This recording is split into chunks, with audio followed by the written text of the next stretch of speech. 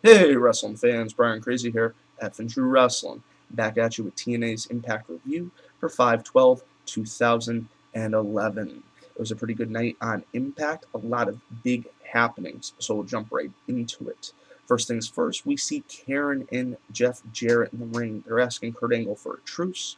Kurt Angle comes down and says his business partner is there, but the network executive is also there, and he's asked them to wait a little bit later in the night to reveal who that person is.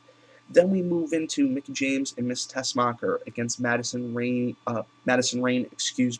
and Tara. We end up seeing Tessmacher and Mickey James pick up the win. Miss Tessmacher does this pretty innovative move. She jumps up on Madison Rain's shoulders, rolls forward for a nice roll-up pin. Madison was very shocked. Then we move into Beer Money coming out. Matt Hardy comes out, and basically they're just going back and forth, just trading insults.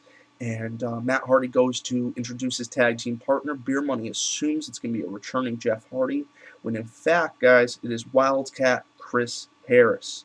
He has returned to TNA, and if you guys remember, James Storm, Chris Harris, a lot of blood there. America's Most Wanted. Sunday's going to be crazy, I do have to say.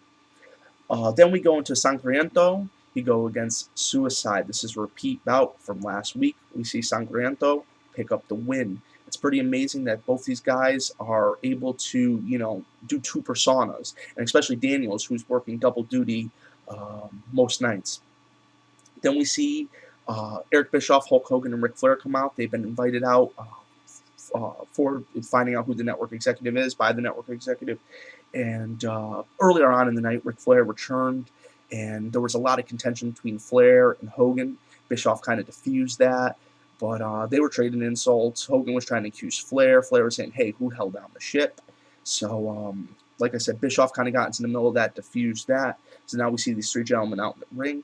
Mick Foley announces himself as the network representative. He also introduces Chyna, who is Kurt Angle's quote-unquote business partner. Then we see Mick Foley actually get physical with Eric Bischoff. He pushes him right down. And Mick Foley's talking along the lines that he can fire people and this, that, and the other. Well, I don't know how this storyline is playing out, but in the world of business, typically when you own a company, yeah, there's pressure. I'm sure there's pressure from a network because you got to get your show in syndication. But can the network fire a executive at a separate entity, separate company? TNA, I know it's just a storyline. Obviously, Dixie and the Carter family are still in control. It's just a storyline that Hogan and Bischoff took over last year. But in a storyline, it still doesn't make any sense. Because wouldn't you think that once he took power, that he would be in control of the company? Now, I could understand the network refusing to air their product, but I just don't see where that storyline kind of makes sense. Shoot me back some messages on that one. What do you think?